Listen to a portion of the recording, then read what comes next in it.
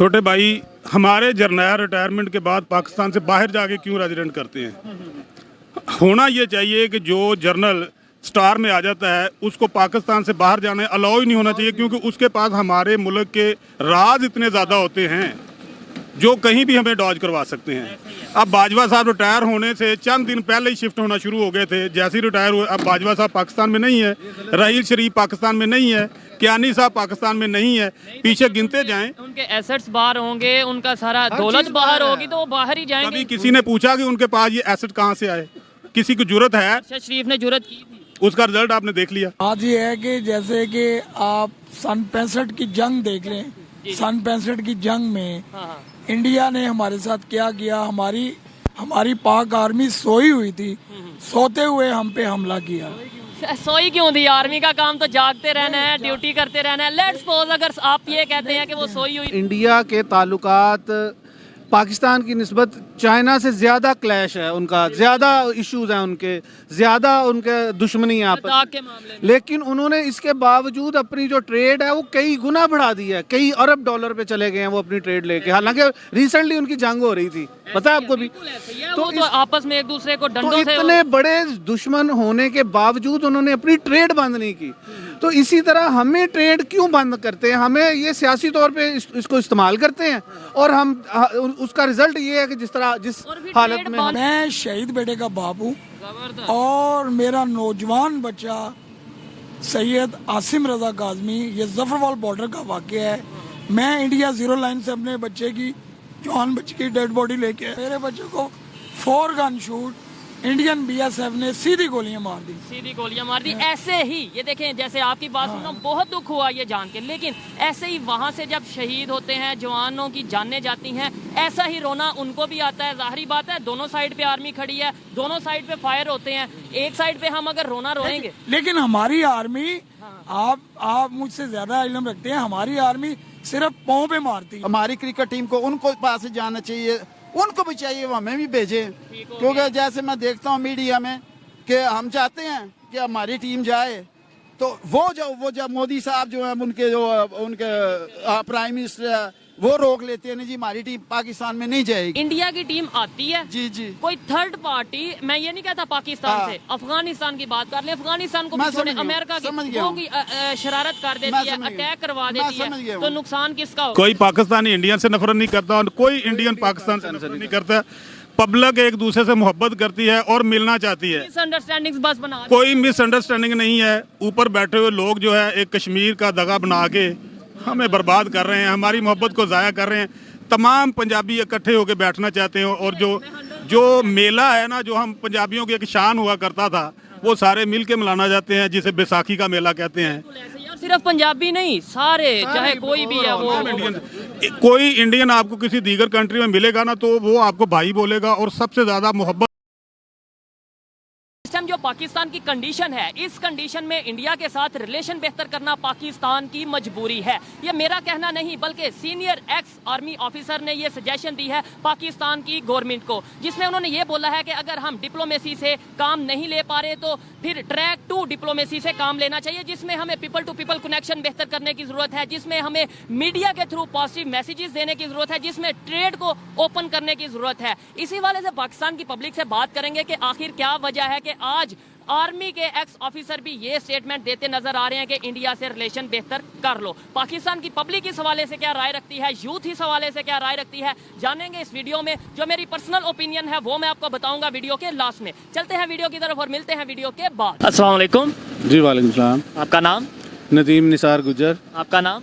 असलम बुल्लर। असलम बुल्ला। जिस टॉपिक पे video record कर रहा हूँ वो ये है कि अतर अब्बास जो कि एक्स आर्मी ऑफिसर हैं पाकिस्तान के और अभी डिफेंस एनालिस्ट हैं, उन्होंने रिसेंटली स्टेटमेंट दिया जो इस टाइम पाकिस्तान की मौजूदा सूरत हाल है, इसे देखते हुए इंडिया के साथ ताल्लुकात बेहतर करना, डायलॉग्स करना पाकिस्तान की मजबूरी है।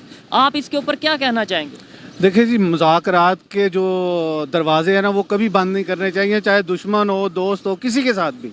जितने भी हमारे नेबर्स कंट्री हैं सबके साथ हमारे मुज़ाकरात के दरवाजे खुले रहने चाहिए। और इस टाइम तो बहुत ज़रूरी है कि हम अपने अंदरूनी हालात को मद्देनज़र रखते हुए हम अपनी खारजा पॉलिसी को मजबूत करें। जितनी हमारी खारजा पॉलिसी मजबूत होगी, हम उतने ही स्ट्रांग होंगे और उतना ही हम अपने अंदरूनी मामलात को जल्दी सॉर्ट आउट कर लेंगे। आप इसके ऊपर क्या कहना चाहेंगे कि इस टाइम जो हमारी कंडीशन है, ना सिर्फ इंडिया, दूसरे अफगानिस्तान की बात कर लें, हम ईरान की बात कर लें, इस्लामिक कंट्रीज़ हैं वो, तो उनके साथ भी हमारे रिलेशन उस तरीके से बेहतर होते नज़र नहीं आ रहे। इवन चाइना के साथ रिलेशन ख़राब, रिसेंटली उन्होंने अपनी एम्बेसी को वक्ती तौर पर क्लोज़ किया था पाकिस्तान में। क्या कहना चाहेंगे आप? क्राइसिस बढ़ते इसी वजह से हैं जब आपके हमसायों के साथ ताल्लुकात अच्छे ना हों, और जो मुआशी हालात हैं वो हम इस पस्ती का शिकार भी इसीलिए हुए हैं कि हमने अपने पड़ोसियों के साथ अच्छे ताल्लुकात नहीं बनाए। अफ़गानिस्तान के साथ हमारे अच्छे ताल्लुकात होने चाहिए, इंडिया के साथ बहुत अच्छे ताल्लुकात होने चाहिए। इवन देखें, अगर हमारे इंडिया के साथ अच्छे ताल्लुकात हो तो जितनी प्रोडक्ट्स इंडिया के पास है वो पाकिस्तान में इंतहाई सस्ते रेट पर हमें मिल सकती है। इसी तरह पाकिस्तान की प्रोडक्ट्स इंडिया में सस्ते रेट पे मिल सकती है। ये भी बात करूंगा कि इंडिया के पास वाकई बहुत सी प्रोडक्ट्स हैं, लेकिन पाकिस्तान कौन सी प्रोडक्ट है जो इंडिया को इस टाइम कौन सी प्रोडक्ट प्रोड्यूस कर रहा है जो सस्ती दे रहा है?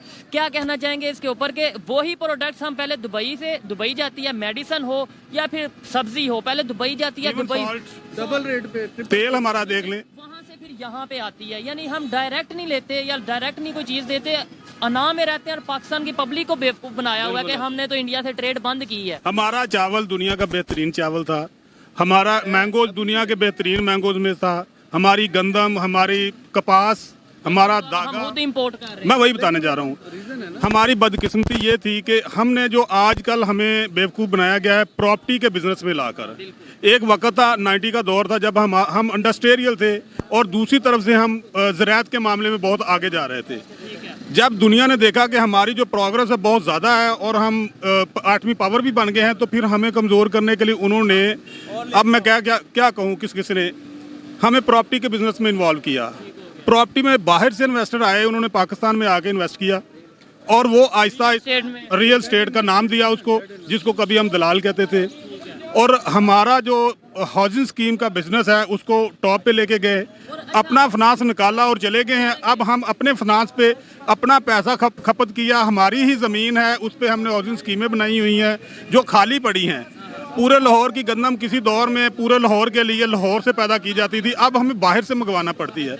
ये पाकिस्तान की फेलियर में ये भी एक बहुत बड़ा किरदार है। आज मैं अगर मेरी राय ली जाए तो मैं बड़े खुला लफ्ज़ों में ये कहूँगा कि जितनी लाहौर की गैर कानूनी हाउसिंग स्कीम है उसको सरकारी तहवील में लें और उसको जरी डिक्लेयर करके दोबारा से ज़राअत के लिए इस्तेमाल में लेके आएँ।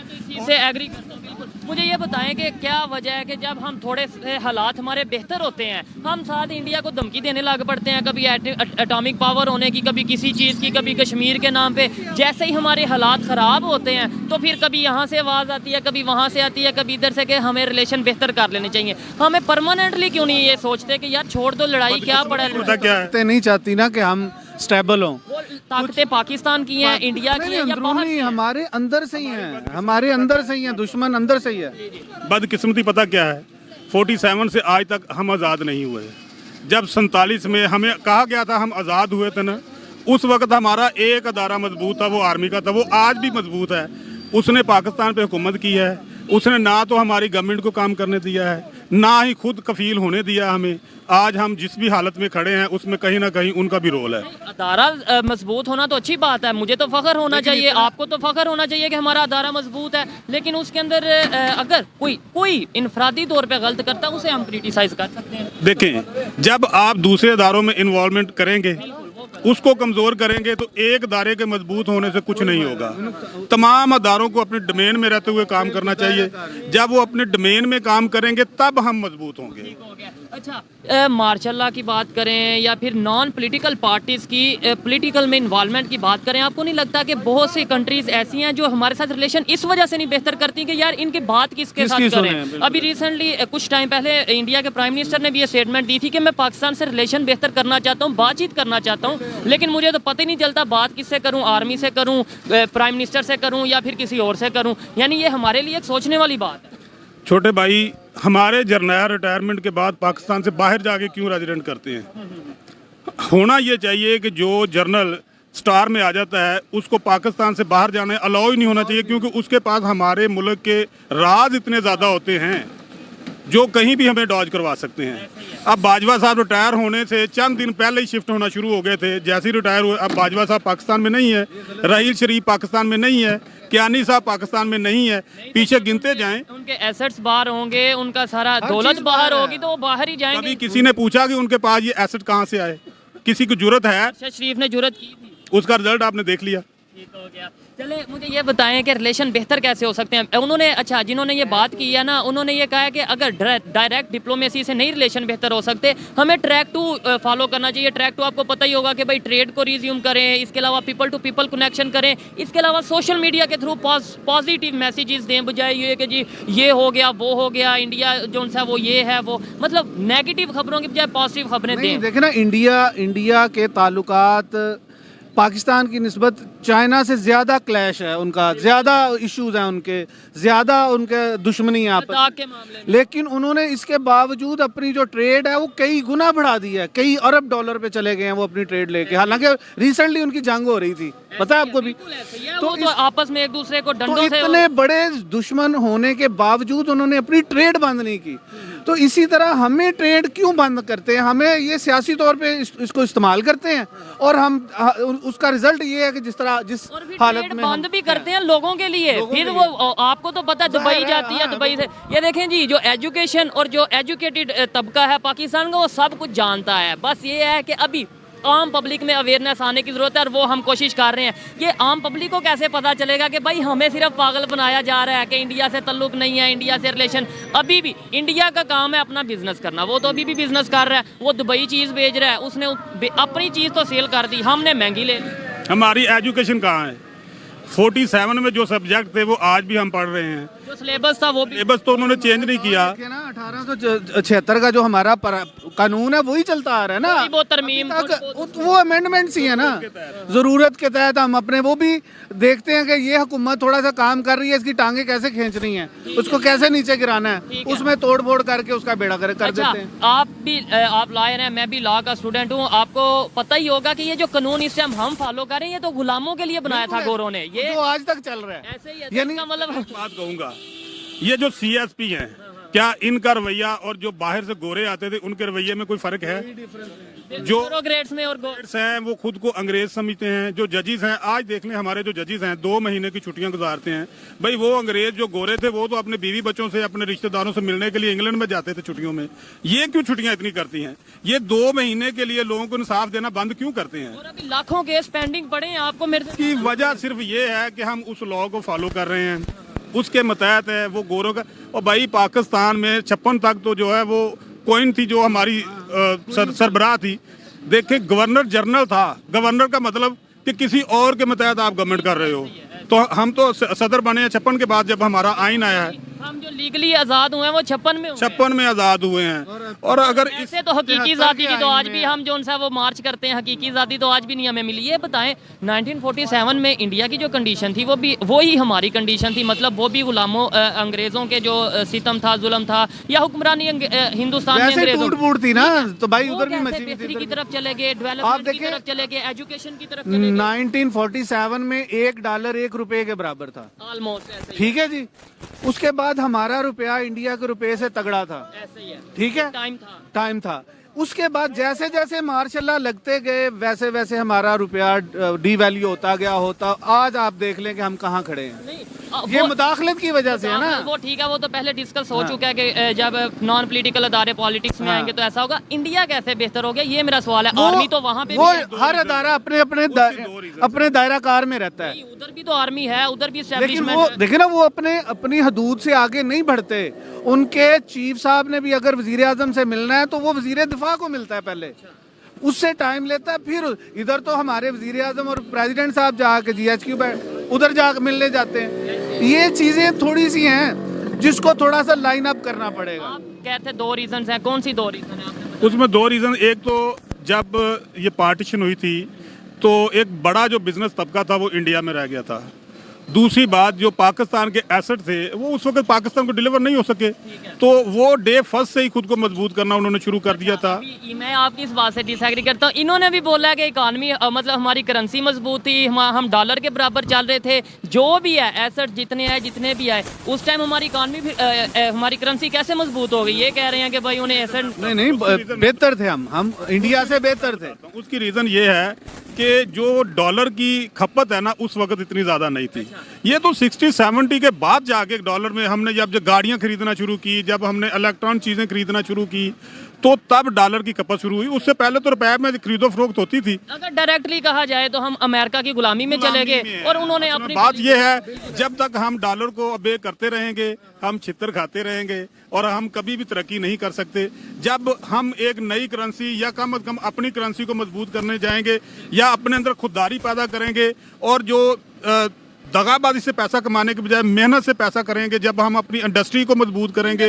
देखें बांग्लादेश, आपने इंडिया का तो कह दिया कि हमें एसेट नहीं मिले, बांग्लादेश की तो ये लॉजिक नहीं है। पाकिस्तान की टोटल इंडस्ट्री इंडिया में बांग्लादेश में शिफ्ट हुई है। क्यों शिफ्ट हुई है? वहां पर माहौल साजगार दिया गया। अगर यहाँ पर बिजनेसमैन को मौका दिया जाए और बिजनेसमैन को जो टैक्स फ्री किया जाए और उसमें सहूलत दी फैसिलिटेट किया जाए और वो बिजनेस को दोबारा रीशेड्यूल करेंगे, फैक्ट्रियाँ चलेंगी, लोगों को रोजगार मिलेगा, हम खुद ब खुद स्टैब्लिश होना शुरू हो जाएंगे, हमारी इकानमी मजबूत होना शुरू हो जाएगी और एक वक्त आएगा अल्लाह के फजल से ये पाकिस्तान का डंका जो पूरी दुनिया में बजेगा। लास्ट में मैं ना डेली बेसिस पे इंटरव्यूज़ करता हूँ और बहुत ज़्यादा वकीलों के इंटरव्यू मैं करता हूँ क्योंकि यहाँ पे वकील मौजूद बहुत होते हैं। लास्ट में मुझे ना इंडिया से जो लोग देखने वाले हैं, बहुत से लोग देखने वाले हैं, उनके लिए कोई मैसेज के कोई एजुकेटेड बंदा मैसेज दे रहा है इंडिया वालों को कि आप नफरत करते हैं, मोहब्बत करते हैं या जो भी सोचते हैं आप इंडिया। कोई पाकिस्तानी इंडियन से नफरत नहीं करता और कोई इंडियन पाकिस्तान से नफरत नहीं करता। पब्लिक एक दूसरे से मोहब्बत करती है और मिलना चाहती है। मिसअंडरस्टैंडिंग्स बस बना कोई मिसअंडरस्टैंडिंग नहीं है। ऊपर बैठे हुए लोग जो है एक कश्मीर का दगा बना के हमें बर्बाद कर रहे हैं, हमारी मोहब्बत को ज़ाया कर रहे हैं। तमाम पंजाबी इकट्ठे होकर बैठना चाहते हैं और जो मेला है ना, जो हम पंजाबियों की एक शान हुआ करता था, वो सारे मिल के मनाना चाहते हैं, जिसे बैसाखी का मेला कहते हैं। सिर्फ पंजाबी नहीं, सारे चाहे कोई भी है वो कोई इंडियन आपको किसी दीगर कंट्री में मिलेगा ना तो वो आपको भाई बोलेगा और सबसे ज्यादा मोहब्बत देगा। इसी तरह से पाकिस्तानी भी, अगर हम इतनी मोहब्बत एक दूसरे से करते तो हम क्यों जंग लड़ेंगे? और एक कश्मीर के इश्यू को रिजॉल्व करते तो हमारा इंडिया के साथ तनाज़ा है क्या? इसको खत्म किया जा सकता है। दोनों गवर्नमेंट ने इसको एक इशू बनाया हुआ, इशू है नहीं बेसिकली। हर की बात से तो मैं 100% एग्री करता हूं। हर चीज का सलूशन टेबल टॉक है। बड़ी से बड़ी जंग भी जो है आप टेबल पे जीतते हैं। कभी आपने देखा है कि ये इस दौरे हाजिर में उन लोगों ने तोप और इन चीजों से जीत, क्योंकि हम एटमी पावर है ना, किसी की जरूरत है कि हमारी तरफ मैली आंख से भी अब देख सके, लेकिन इसके बावजूद से फायदा नहीं होता। तो रीजन ये है किसी की जरूरत है कि हमें मैली आंख से देखें। आप इस बात से एग्री करते हैं कि किसी की जरूरत है या नहीं है? अमेरिका डायरेक्टली इनडायरेक्टली जरूरत कर तो रहा है। एटम को तो हम चला, अफगानिस्तान के पास तो एटॉमिक बम नहीं है, तो वो हमारे पे अटैक उसकी रीजन गैरत नहीं है। उनके पास गैरत है, कौमियत है, इसलिए वो दलेर हैं। हमारे पास किसी की जरूरत है हमारे पे अटैक करें या हमारी तरफ मैली आंख करें। मैं कह रहा हूँ एटॉमिक बम तो अफगानिस्तान के पास नहीं है, वो हमारे पे अटैक। हमारे पास रोटी नहीं है, हम किसी के साथ लड़ क्या सकते हैं? देखिए मेरी बात सुने, असल बात फिर उधर ही आ जाती है। हमें अपना घर संवारना है। हम अपने घर को पहले स्टेबल करेंगे ना, फिर हम अपने गेट से बाहर निकलेंगे। और भाई अभी हम अपने बहन भाइयों में अपने आपस में क्या कहते हैं दस्तों गिरेबान हुए में हैं। जब तक हम अपने इश्यूज सॉर्ट आउट नहीं करेंगे हम आगे नहीं बढ़ सकते। चाहे हम 100 साल और लगे रहे, हम ऐसे ही रहेंगे, इसी जीरो पे आ जाएंगे। थोड़ा सा आगे जाएंगे क्योंकि एक जाता है तो दूसरा खींच के फिर उधर ले आता है। हम उसी स्टार्टिंग लाइन में खड़े हैं, आज भी खड़े हैं। लेकिन अब मुझे ऐसी वाइब्स आती हैं जब ऐसे लोग मिलते हैं, और जाहिर बात है ये लोग जो है अपना विजन या अपनी सोच अपने बच्चों को और जो उनके स्टूडेंट्स हैं या जो भी इर्द गिर्द उनका एनवायरनमेंट है उन तक पहुंचाते होंगे। आने वाले टाइम में मुझे ऐसा लगता है कि रिलेशन बेहतर करना पाकिस्तान की ना सिर्फ मजबूरी है बल्कि रिलेशन बेहतर होंगे भी, इंशाल्लाह होंगे। अच्छा लगा बात करके। आइए मजीद किसी से बात करते हैं। बहुत शुक्रिया सर। थैंक यू, बहुत शुक्रिया। अस्सलाम वालेकुम। वालेकुम अस्सलाम। आपका नाम? जहीरुद्दीन। क्या करते हैं? मैं काम करता हूँ, काम करते जी, हैं, जी। क्या काम करते हैं? प्लास्टिक की फर्म में काम करता फर्म हूँ। में काम करते हैं, ठीक है। टॉपिक जिस पे वीडियो रिकॉर्ड कर रहा हूँ वो ये है कि पाकिस्तान के एक्स आर्मी ऑफिसर हैं, अभी डिफेंस एनालिस्ट हैं, उन्होंने पाकिस्तान गवर्नमेंट को ये एडवाइस दी है कि जो इस टाइम पाकिस्तान की कंडीशन है ना, पाकिस्तान के लिए ये बहुत ज़रूरी है, मजबूरी है कि वो इंडिया के साथ अपने रिलेशन बेहतर करे, अपने डायलॉग को दोबारा से रीस्टार्ट करे। क्या कहना चाहेंगे आप इसके ऊपर? मसला ये है कि जिस डायलॉग किस चीज़ पे, उसमें एक कश्मीर का मसला है, जब तक वो हल नहीं होता तो डायलॉग का तो फायदा ही कोई नहीं। यानी आप क्या कहना चाह रहे हैं कि जब तक कश्मीर का मसला हल नहीं होता हम ट्रेड ना करें? इसी वजह से तो हुआ है सारा जो मसले चल रहे हैं। आपका कहने का मतलब यह है कि जब तक कश्मीर का मसला हल नहीं होता जी, हम जी। ट्रेड ना करें, हम बात ना करें, हम तल्लुकात ना बनाएं। बिल्कुल। आपको नहीं लगता कि दुनिया के बहुत से कंट्रीज हैं, अगर फॉरेन कंट्रीज अपना यूरोप की बात करें, यूरोप को भी छोड़ें, जी, जी। इधर इंडिया और चाइना की बात करें, उनका भी लद्दाख का इशू चल रहा है, जी जी जी। लेकिन वो तो ट्रेड कर रहे हैं। हाँ, वो तो ट्रेड कर रहे हैं, उनका और मसला है। हमारा जो है 1947 से ये मसला है ठीक है। कश्मीर के बारे में कि जहाँ पे ज्यादा मुसलमान थे वो कश्मीर जो है पाकिस्तान को मिलना चाहिए, जहाँ पे ज्यादा हिंदुओं की तादाद थी वो इंडिया को, ठीक हो गया। उसी में जो है वो अभी तक चल रहा है वो मसला। ऐसे तो इंडिया के और भी बहुत से इलाके हैं जहाँ पे मुसलमान मेजोरिटी में रहते हैं, तो वो भी फिर पाकिस्तान को मिल जाने चाहिए। इस नहीं, नजरिए ये से। उस वक्त जब अंग्रेजों ने जब पार्टीशन हुई थी उस वक्त की मैं बात कर रहा हूँ, आपकी बात नहीं है। तो बाद में मुसलमान जो उधर रह गए फिर उनकी आबादियाँ बढ़ती रही हैं। अच्छा, ट्रेड को रोक के, लेन देन को रोक के, पीपल टू पीपल कनेक्शन खत्म करके आपको लगता है कश्मीर का इशू हल हो जाएगा? इसका हल का तो एक ही मसला, जब मुज़ाकरात के अलावा हल कोई नहीं, जंग तो मसला है ही है, ये नहीं तो और ना ही हो सकता। यही तो बात है। तो फिर मुज़ाकरात या फिर टेबल टॉक वो तभी होगी ना जब हमारे बायलैटरल रिलेशन बेहतर होंगे, जी, जी, जब जी, यहाँ जी। से लोग वहाँ जाएंगे। जाएंगे, जी जी, वो तो होना चाहिए, वो तो होना चाहिए, फिर ही बेहतर हो गया लगा। जैसे क्रिकेट टीम होगी, हमारी क्रिकेट टीम को उनको पास जाना चाहिए, उनको भी चाहिए वो हमें भी भेजें, क्योंकि जैसे मैं देखता हूँ मीडिया में कि हम चाहते हैं कि हमारी टीम जाए, तो वो जब मोदी साहब जो है उनके प्राइम मिनिस्टर है वो रोक लेते हैं, नहीं जी हमारी टीम पाकिस्तान में नहीं जाएगी। नहीं, उसके ऊपर प्राइम मिनिस्टर ने तो अभी तक कोई मतलब स्टेटमेंट जो नहीं दी। इधर से भी बड़ी ऐसे तो स्टेटमेंट वो इसलिए कहते हैं कि यहाँ पे जो इंसानों ने सिक्योरिटी का इशू है, यहाँ के हमारे जो ex prime minister Imran Khan को फायर लग गया, वो नहीं सेफ, यहाँ पे आए दिन धमाके हो नहीं, रहे वो हैं। तो खैर सारी दुनिया में ये कहते हैं कि भी पाकिस्तान में अफगानिस्तान की वजह से दहशतगर्दी के वाक़ अब भी हो रहे हैं, ना। समझे कि फिर नहीं? अगर उन्होंने बोला कि हम सिक्योरिटी की वजह से नहीं भेजेंगे तो उन्होंने ठीक बोला? नहीं, गलत बोला। क्यों? दूसरी टीमें तो आ रही हैं। नहीं, देखें दूसरी टीमें, हाँ। लेट्स सपोज किसी और इंग्लैंड की टीम आती है ना, इंग्लैंड की आई है, न्यूजीलैंड की आई है और कई मुल्कों की आई हैं, नहीं, गई हैं। उनके साथ हमारा उस तरह का क्लैश नहीं चलता जैसे इंडिया के साथ नहीं, चलता है। मेरी बात सुनो। ठीक है। इंडिया की टीम आती है, जी जी, कोई थर्ड पार्टी, मैं ये नहीं कहता पाकिस्तान हाँ। से, अफगानिस्तान की बात कर ले, अफगानिस्तान को मैं भी छोड़े, समझ गया हूँ, अमेरिका समझ की गया वो हूँ। की शरारत कर मैं देती है, समझ गया। अटैक करवा मैं देती समझ गया है, हूँ। तो नुकसान किसका होगा? मैं बिल्कुल आपकी बात समझता हूँ। जैसी ये सिक्योरिटी दूसरों को दे रहे हैं उनको नहीं दे सकते? दे सकते हैं। फिर कौन सा मसला है?